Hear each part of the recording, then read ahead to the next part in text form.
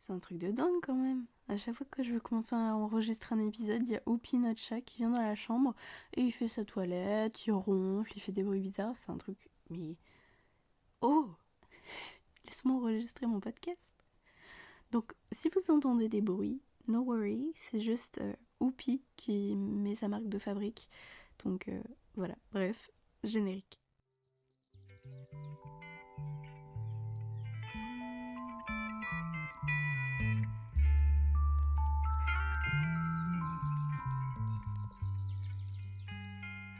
Hello tout le monde, j'espère que vous allez tous très bien. On se retrouve aujourd'hui pour un tout nouvel épisode du calendrier de l'Avent Jardin de Vie. Je me suis préparé un petit thé et aujourd'hui du coup on va faire le point concernant mon année 2023. Alors je sais, de base je devais aborder les complexes aujourd'hui sur mon podcast, mais j'ai pas fini d'écrire mon épisode, du coup je me suis dit que j'allais vous le sortir demain et aujourd'hui on parle de ça, si ça vous va.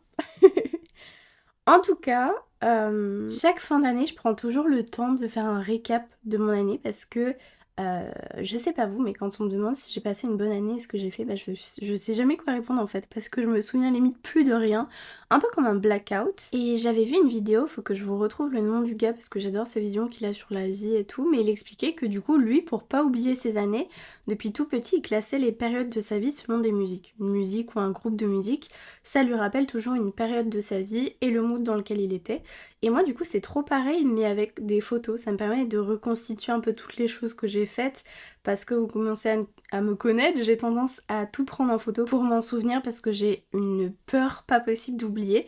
Donc ça me permet du coup de me rappeler de plein de souvenirs. Et l'année dernière du coup j'avais fait une vidéo YouTube où je vous parlais de mes souvenirs de l'année avec toutes mes photos, mes vidéos et ça m'avait fait vraiment beaucoup de bien. Donc aujourd'hui on va faire ça mais sous forme de podcast. Je pense que globalement, j'ai pas passé ma meilleure année en termes de mood. Genre mentalement, j'ai eu vraiment beaucoup trop de bas et c'était hyper dur à gérer. Mais après, j'ai eu aussi plein de bonnes surprises donc je sais pas trop me positionner pour cette année.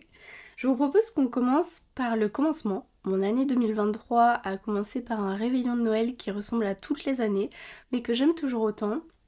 C'est du coup un repas avec ma maman, mon papa et mon frère.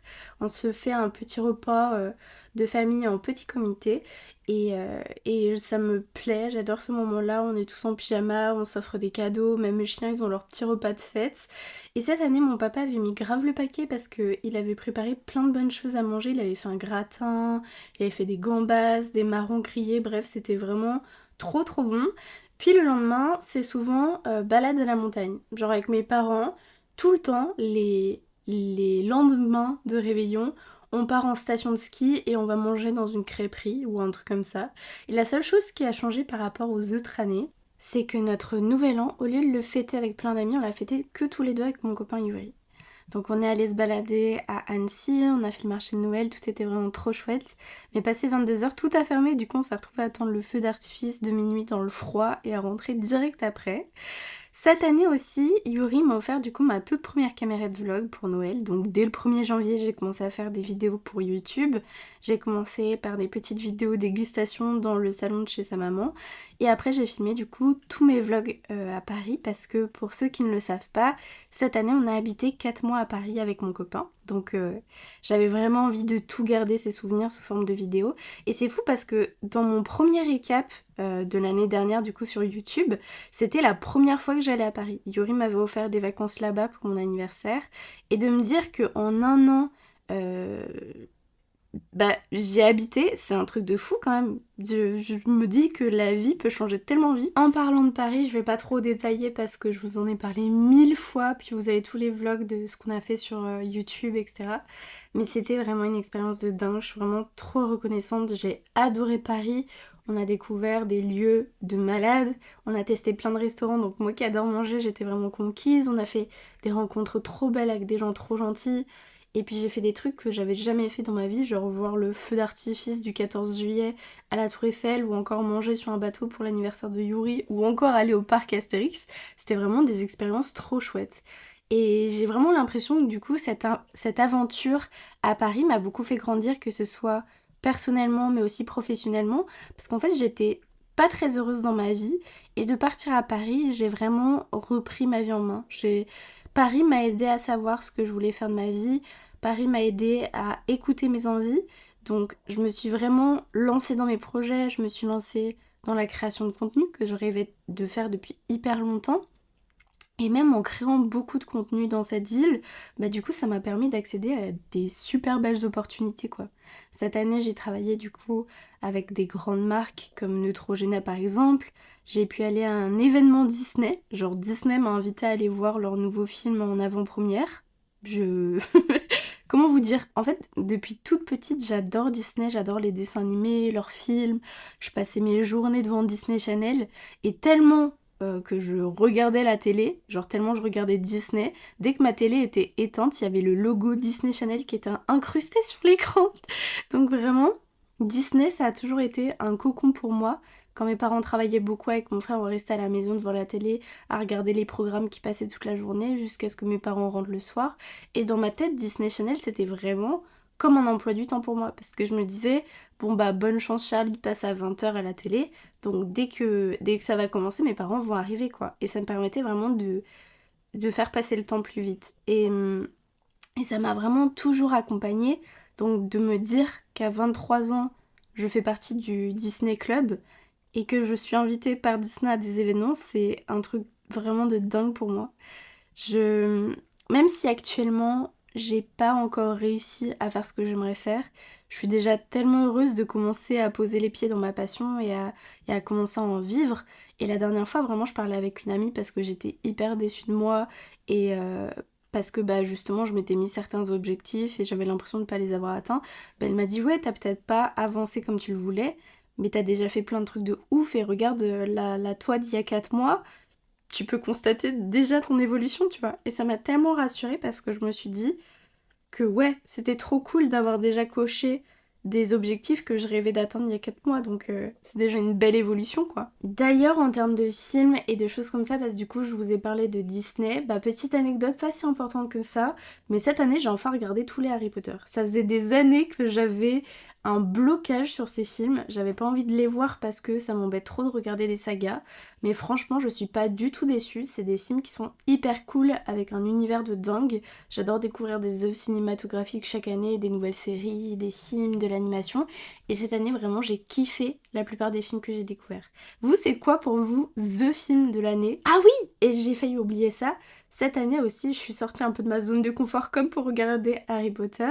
Je suis allée à des concerts parce que je vais très rarement à des concerts. C'est quelque chose qui m'oppresse, mais cette année j'ai vu du coup mon artiste préféré en concert qui s'appelle Pomme. Et j'ai vu aussi le pianiste de Clara Luciani avec mon frère, c'était une super belle découverte. Cette année, j'ai été aussi très triste parce que en début d'année, on a appris le décès d'une personne proche pour ma famille. Et même si je connaissais quasiment pas cette personne, bah, ça m'a vraiment beaucoup impactée.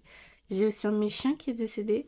Et en fait, ça m'a fait un choc parce que je me suis dit, waouh, la vie est super courte. Et ça m'a effrayée en fait de toujours pas savoir quoi faire de ma vie et de me rendre compte que, je sais pas, que la vie était injuste, que c'était pas du tout comme les Disney où tout finissait bien, les méchants sont pas toujours punis, les gentils finissent pas toujours heureux. Et vous devez vous dire que quand même, genre à 23 ans, il faut bien finir par l'avoir ce déclic de la vie qui est pas parfaite. Mais moi j'avais trop envie de continuer à croire que la vie pouvait être douce. Ça m'a causé une sorte de dépression de voir la vie comme ça. Je voyais plus aucun intérêt à faire des choses dans ma vie. Je passais mes journées à dormir, à rien faire. J'ai fait de la boulimie pendant une période. J'ai pris beaucoup de poids et c'était hyper dur pour moi. Parce que bah, ma maman, par exemple, c'est vraiment une de mes meilleures amies. On se dit tout, je sais que je peux lui faire entièrement confiance et que tout ce qu'elle me dit, c'est pour mon bien. Et c'est la première, justement, à m'avoir dit que j'avais grossi. Et en fait, je m'en étais pas rendu compte. Et ça a vraiment été le déclic de me dire, ok, dans ma vie, ça va pas très bien parce que j'ai toujours été une personne qui prenait pas forcément de poids. Je mange beaucoup et j'ai toujours eu une corpulence assez fine. Et c'est vrai que genre je me suis pas vue grossir, manger, prendre du poids, tout ça. Et du coup ça m'a vraiment fait beaucoup de peine de, de me voir un peu me laisser aller comme ça. Et je voulais vraiment me reprendre en main. J'ai eu aussi pas mal de problèmes de santé, j'ai eu des problèmes de ventre qui persiste d'ailleurs toujours, où je me retrouve le soir aux toilettes à avoir l'impression de faire des fausses couches, tellement les douleurs sont intenses. J'ai du cholestérol, j'ai de l'endométriose, mais bref, ça c'est un peu le côté moins cool. Mais sinon, une chose qui me rend vraiment très heureuse, c'est que cette année j'ai retrouvé ma meilleure amie. Vous l'avez vu dans plusieurs de mes vlogs à Paris. On s'est vu à Lyon, elle est venue à Montpellier. Et ça me rend vraiment super heureuse parce qu'en fait on s'était perdu de vue au lycée à cause de certains différends, alors qu'on était vraiment amis depuis la 6e. Et de la retrouver cette année, ça m'a vraiment fait beaucoup de bien. C'est une personne qui m'apporte plein de choses positives, elle est hyper bienveillante, elle m'encourage dans tous mes projets, elle est à l'écoute et vraiment ça m'impactait trop qu'elle soit plus dans ma vie, donc je suis trop heureuse de ça. Je suis une personne qui a pas beaucoup d'amis dans sa vie et de savoir que je peux compter sur quelqu'un, c'est hyper important pour moi. Et la dernière chose aussi que je voulais vous partager, c'est que j'ai créé du coup Jardin de Vie, of course. J'ai fait naître ce projet cette année, euh, cet été du coup au mois de juin.